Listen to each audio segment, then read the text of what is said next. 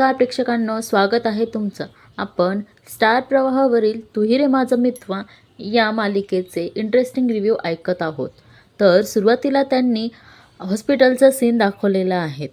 राकेश म्हणतो, कसं आहे ना चिंटू, मला व्हायलन्स अजिबात आवडत नाही. काय म्हणता रे तुझ्या इंग्रजीत? लिव्ह अँड लेट लिव्ह, जगा आणि जगू द्या. तुझ्या बहिणीला आणि अर्जुन खूप चिडतो आणि त्याची गच्ची धरायला लागतो. तेवढ्यात मामा म्हणतात, त्याला म्हणतात की ही वेळ आणि ही जागा योग्य नाही अर्णव, सोड त्याला, सोड. अर्णव मामांच्या बोलण्यावर त्याला सोडतो, पण अर्णव खूप चिडलेला असतो, खूप संतापलेला असतो की कसा हा राकेश आहे. आणि तो राकेश त्याला जीभ बाहेर काढून अजून चिडवतो, तो अजून चिडतो, पण मामांच्या बोलण्यावरून तो जास्त थांबून घेतो. ईश्वरी आणि तिच्या वडिलांचं म्हणजे सर्वजण फॅमिलीचा हॉस्पिटलमधला सीन दाखवलेला आहे. बहुतेक ईश्वरीच्या वडिलांना डिस्चार्ज दिलेला आहे. डॉक्टर म्हणतात की ओके, डॉक्टर म्हणतात की यात डाएट लिहून दिलेला आहे, घरी गेल्यानंतर फॉलो करा आणि त्यांना चेकअपसाठी इथे घेऊन यायला लागेल. फिजिओथेरपीसुद्धा चालू करा आणि त्यात लिहून दिलेली औषधं वेळच्या वेळी द्यायची. ओके म्हणतात, don't worry young man, you will get better soon. डॉक्टरांना म्हणते थँक्यू डॉक्टर, आणि डॉक्टर येस म्हणून तिथनं निघून जातात. ईश्वरी ताईला सांगते, ताई तू बिलाचं बघून घेतेस का, म्हणजे बिल भरून आपल्याला निघावं लागेल. ताई म्हणते हो. ईश्वरीचे बाबा तिला काहीतरी सांगण्याचा प्रयत्न करत असतात. ईश्वरीची आई म्हणते हो. ईश्वरी म्हणते, बाबा तुम्हाला काही सांगायचं आहेत का? मी तुम्हाला कागद पेन देऊ का, तुम्ही लिहून दाखवता का? मो म्हणते, अगं इशू, बाबांना हात सुद्धा हलवता येत नाही, ते लिहू कसे शकतील? आत्या म्हणतात, हो ना दादा, अरे दादा काय सांगायचंय तुला, मला काहीच कळत नाही अरे.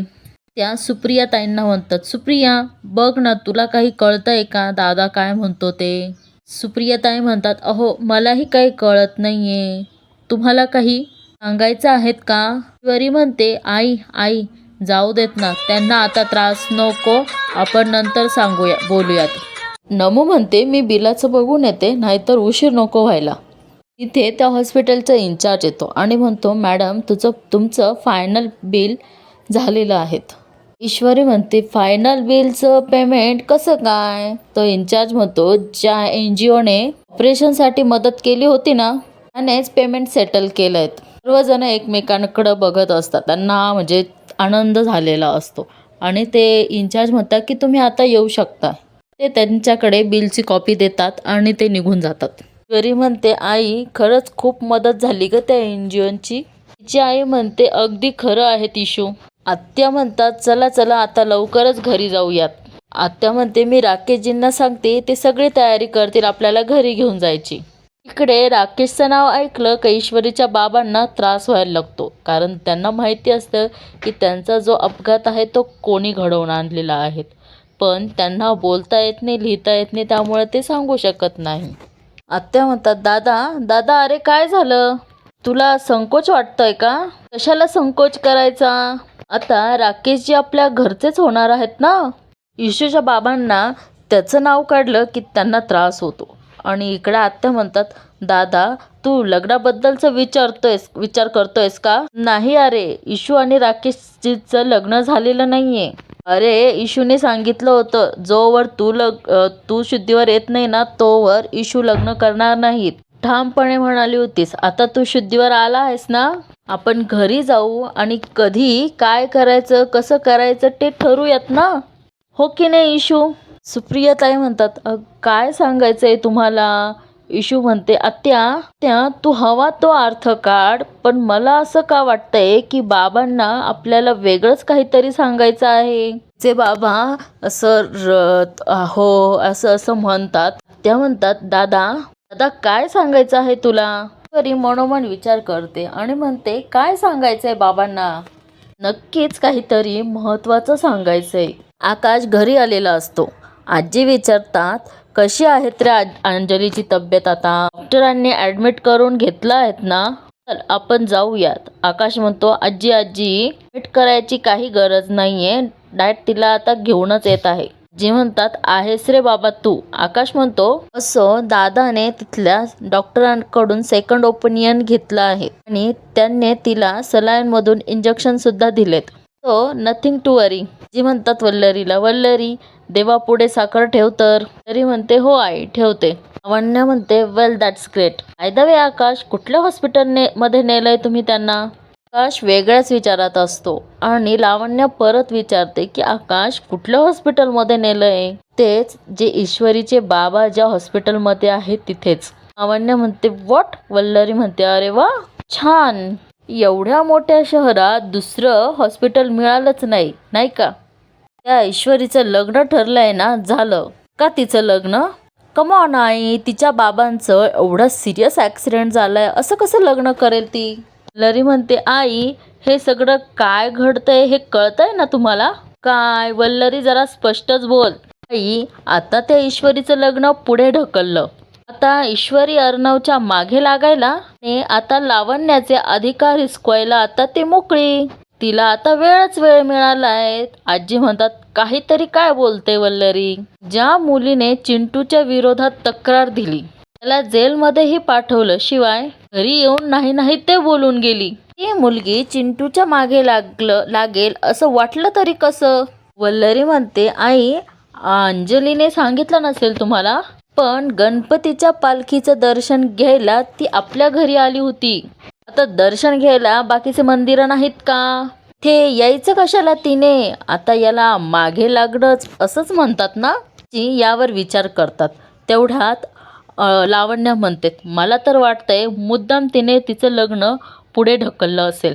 Not just because this accident. तिला मला आणि ARला दूर करण्याचा एकही चान्स सोडायचा नाहीये. तरी म्हणते अहो मला तर वाटतं तिला ह्या घरची सूनच व्हायचं आहे. हो आई, ते ईश्वरीला श्रीमंत दिसतीये आपली. मी तर तुम्हाला पहिल्यापासूनच सांगत आहे की ती मुलगी दिसते तशी साधी बोळी नाहीये. लावण्य म्हणते एक्झॅक्टली. लग्न होऊन ती ब्यात गेली असती ना तर आपल्याला बरं झालं असतं. लग्न होऊन जोपर्यंत ती सासरी जात नाही तोपर्यंत आपल्याला टेन्शनच आहेत ना. लावण्य म्हणते नाही नाही, ॲटलिस्ट माझं आणि ARचं लग्न व्हायला हवं, म्हणजे हे टेन्शन तरी दूर जाईल ना. वल्लरी म्हणते करेक्ट, अगदी बरोबर आहेत. आजी म्हणतात वल्लरी चिंटू लग्न करायला तयार आहेत पण लगेच लग्न करायला तयार नाहीत. तेवढ्यात आपल्याला त्यांनी दाखवलं आहेत की मामा अंजलीला घेऊन घरी येताना दिसतात आणि त्याचा मुद्दा मला पटलेला आहे. कारण चिंटूवर ईश्वरीचा वडिलांचा अपघात घडवून आणण्याचा आरोप आहे आणि आता म्हटलं तर ते हॉस्पिटलमध्ये आहेत, तर आता लगेच लग्न करणं बरोबर दिसणार नाहीत. मला ही आजींचं म्हणणं पटते. तुम्हाला जर पटत असेल तर नक्की कमेंटमध्ये कळवा आणि चॅनलला सबस्क्राईब करायला विसरू नका. लावण्याच्या आईलाही हा मुद्दा पटला आहे. वल्लरी म्हणते हा प्रॉब्लेमच आहे. असाही विचार करून बघा ना आई, त्या ईश्वरीचे बाबा कधीही बरे होतील देवच जाणे, पण तोपर्यंत आपण थांबायचेत का? नाही म्हणजे ठरलेलं लग्न इतकं पुढे ढकलायचं? आई आपल्या अर्णवच्या आयुष्याचा प्रश्न आहे तो. आजी म्हणतात तेही खरंच आहेत म्हणा. वल्लरी तिच्या सासूबाईंना पूर्ण भडकवण्याचा म्हणजे अर्जुनचा आणि लावण्याचं लग्न लावायचा पूर्ण प्रयत्न करत असते. पण मला नाही वाटत की एवढ्यात अर्णवचं आणि लावण्याचं लग्न होईल. तुम्हाला काय वाटतं मित्रांनो? अर्णव लावण्यासोबत लग्न करे का नाही? आणि वल्लरी लावण्याकडं बघते आणि म्हणते असं खुणवते, म्हणजे आपलं काम झालंय असं ती लावण्याला दाखवत असते. आजी म्हणता मी चिंटूशी बोलून बघते, पण लगेच तो लग्नाला तयार होईल हे कसं त्याला समजवायचं? वल्लरी लगेच मागे सरकते आणि लावण्याला काहीतरी खुणवते, म्हणजे आता लावण्य काहीतरी बोलणार. त्यावर तरी मला असं वाटतंय की आजी तयार होतील की अर्णवला समजवण्यासाठी. इकडे अर्णव गाडीतून उतरतो आणि पुढे जात असतो. तेवढ्यात मागून कोणीतरी आवाज देतं चिंटू, आणि अर्णव मागे बघतो तर काय त्याचा जिजा म्हणजे राकेश असतो. तो शिट्टी वाजवत वाजवत त्याच्याजवळ येतो. अर्णवला फार चिड येते आणि परत तो त्याचा कॉलर पकडतो. राकेश म्हणतो एकदाचं मार मला, फाड माझे कपडे, कळू देत सगळ्यांना काय ते. राकेश म्हणतो, मला माहिती आहे अर्णव, तुला खूप राग आला आहे माझा. इतका राग बरा नाही रे तब्येतीसाठी. काळजी वाटते रे मला तुझी. मेवणा आहे तू शेवटी माझा आणि मी जावई आहे ह्या घरचा. त्यामुळे तुम्हा सगळ्यांच्या आणि ह्या घराच्या सुखाची जबाबदारी आहेत माझ्यावर. अर्णव म्हणतो, तुझी ही नॉनसेन्स बडबड ऐकण्याची गरज नाहीये मला. राकेश म्हणतो, ऐकावी लागेल आणि मी जे सांगतोय ते करावंही लागेल. पुढच्या 7 दिवसात लग्न करायचं लावण्याशी. अर्णव यावर उत्तर देतो, हां, आणि राकेश हसतो. अर्णव म्हणतो, तुला काय वाटलं तुझी ही मनमानी मी चालवून घेईल? राकेश करतो. राकेश म्हणतो, चालवून घ्यावी लागेल, कारण माझ्या एका हातात तुझ्या गोड गोंडस बावळट बहिणीची मान आहेत आणि दुसऱ्या हातात तुझ्या त्या मिस इंदोरची मान आहेत. त्यामुळे तुझे दोन्ही हात दगडाखाली आहेत आणि हे आपले असे दोन्ही हात दगडाखाली असतानाही अशी नजर वर करून चालत नाही रे अर्णव. आणि याची आठवण किती वेळा करून द्यायची रे अर्णव तुला, सारखा विसरतो. त्यामुळे मी माझं तोंड उघडायच्या आत आणि ह्या दोघींनाही काही करायच्या आत मी जे सांगतोय ते तुला करावं लागेल. 7 दिवसात तुला लावण्याशी लग्न करावंच लागेल. राकेश अशी अर्णवला धमकी देतो. आता अर्णव खरंच लावण्यासोबत लग्न करेल. तुम्हाला काय वाटतं मंडळींनो, खरंच लावण्याशी अर्णव लग्न करेल का? त्याचं तर प्रेम खरं ईश्वरीवर आहेत, पण ह्या सगळ्या गोष्टींमुळे ईश्वरीला असं वाटतं की अर्णवच माझ्या वडिलांचा अपघाताला कारणीभूत आहेत. त्यामुळे ती तर त्याच्यासोबत लग्न करणार नाही आणि अर्जुननेही अजूनपर्यंत काही सबूत आणलेले नाहीत. आता खरंच अर्णव लावण्यासोबत लग्न करेल का हे तुम्ही कमेंटमध्ये नक्की कळवा. राकेश म्हणतो, तुला प्रश्न पडेल की हा का माझ्या लग्नाच्या मागे लागला आहे? कारण मला त्या तुझ्या मिस इंदोरशी लग्न करायचं आहे. नालायक आहे ना हा राकेश. बघा, इकडे एवढी छान बायको आहे तरी त्याला मिस इंदोरशीच लग्न करायचं आहे. हो, हे सिरियल मालिकेमधलं आहे, रिअलमध्ये नाही आहेत. एक आपलं बोलायचं म्हणून बोलली मी तिथे लग्न करत असताना तू इथे गप्प बसशील असं तर होणार नाही. मध्ये मध्ये यायची सवय आहे ना तुला. त्यामुळे कसं, तू इथे तुझ्या लग्नात बिझी आणि मी तिथे माझ्या लग्नात बिझी. आणि हो, इथे अंजलीचा नवरा म्हणून आणि तिथे ईश्वरीचा नवरा म्हणून दोन्हीही संसार सुखाने करेल. व्हरायटी पाहिजे रे अर्जुन लाईफमध्ये. Variety is the spice of life. नाहीतर काय मजा आहे आयुष्यात. नाही पण सांग ना, कसं वाटतंय मिसेस? तर ईश्वरी, राकेश, नायक. अर्जुन खूप चिडलेला असतो आणि हा त्याच्या खांद्यावर हात ठेवतो आणि बोलत असतो. चिडून त्याचा हात झटकतो आणि म्हणतो, होऊ देणार नाहीये मी हे. म्हणतो, नाही. अर्णव म्हणतो, अजिबात नाही. ठीक आहे, मग तुला उद्या सकाळी इथे अंजलीची हिरडी बांधावी लागेल. मी मारून टाकणार आहे तिला. अर्णव चिडतो, संतापतो. परत त्याला चिडून मारायला बघतो आणि राकेश म्हणतो, ऐकून घे, मोठा प्रोग्राम आहे, पूर्ण ऐकून घे पूर्ण. ही तिरडी ही तुला पोहोचून नंतर तिथे एक कॉल येईल तुला आणि मग तुला तिथे यावं लागेल मिस इंदोरच्या घरी. तिथे तर बोनस आहेत, 2 तिरड्या, एक ईश्वरीची आणि तिच्या बापाची. दोन्ही तिरड्या तुला उचलावं लागेल. होईल मॅनेज. जोरात राकेशच्या एक कानाखाली वाजवतो. राकेश म्हणतो, कितीही मारलं तरी प्रोग्राम चेंज होणार नाही. त्यामुळे शेवटचं सांगतोय आणि चुटक्या वाजवतोय. आज रात्री तुझ्या लग्नाची तारीख फायनल झालीच पाहिजे, नाहीतर मग राहील उद्या. आणि तो गाणं म्हणतो, म्हणजे शिट्टी वाजवून गाणं म्हणतो आणि जसं फुलं उधळतात ना तिरडीच्या मागे, तसं चालत जातो. अर्जुन त्याच गोष्टींचा विचार करत असतो आणि जरा टेन्शनमध्ये आलेला असतो आणि तो राकेश जे काही बोलतो ना त्या गोष्टींचा विचार करतो की इथे तुला अंजलीची तिरडी नेतच नाही तर तुला दुसरा फोन येईल आणि तुला मिस इंदोरच्या घरी. हे सगळं ते रिपीट करत त्याला ते आठवत असतं अर्णवला. हे रात्र झालेली असते. आता त्यांनी ईश्वरीच्या घरचा सीन दाखवलेला आहे. ईश्वरी म्हणते, आई बाबांच्या रात्रीच्या जेवणामध्ये त्यांना पेज द्यायची आहेत. उद्या सकाळी त्यांना फळांचे रस. कडनं राकेश आवाज देतो, काका काका. आणि काका म्हणत म्हणत तो घरामध्ये येतो. त्यांना म्हणतो, काका हे बघा मी काय घेऊन आलो आहे तुमच्यासाठी. का त्याला बघून काहीच रिस्पॉन्स देत नाही, कारण त्यांना माहीत असतं की आपला जो ॲक्सिडेंट आहे तो ह्या राकेशने केलेला आहे. राकेश म्हणतो, अंगारा घेऊन आलेलो आहेत तुमच्यासाठी, घ्या घ्या लावून घ्या. आणि राकेश त्यांना अंगारा लावतो. त्या म्हणतात, राकेशजी बरं झालं तर तुम्ही आलात.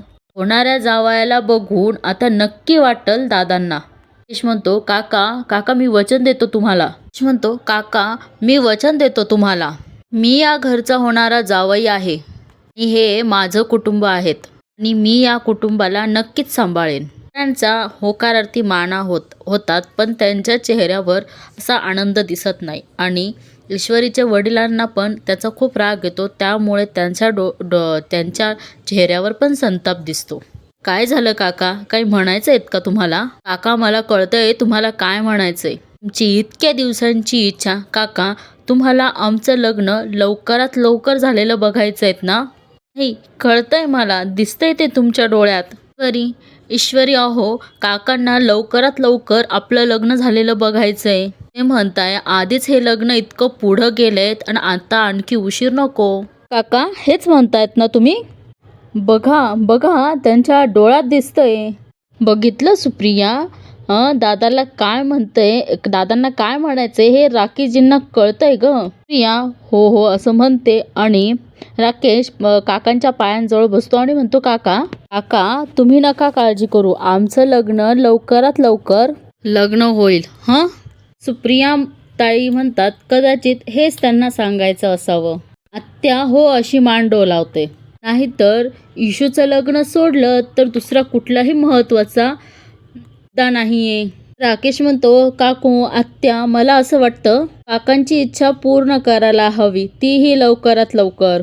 राकेश आणलेला असता अंगारा तो नमूला देतो आणि काकूंनाही देतो, म्हणजे सुप्रिया ताईंनाही देतो. ईश्वरीजी अंगारा, आत्या अंगारा आणि सर्वजण तो अंगारा आपल्या कपाळाला लावतात.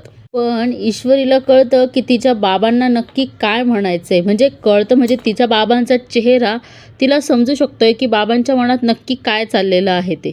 ईश्वरी त्यांच्या पायाजवळ म्हणते आणि बसते आणि म्हणते, बाबा. त्या बाबांच्या डोळ्यात ना अश्रू असतात तर ते तिला बघवत नाही. ईश्वरी मनातल्या मनात म्हणत असती की खरंच हेच सांगायचं एका बाबांना. आणि इथे ही सिरियल आता संपते आहेत.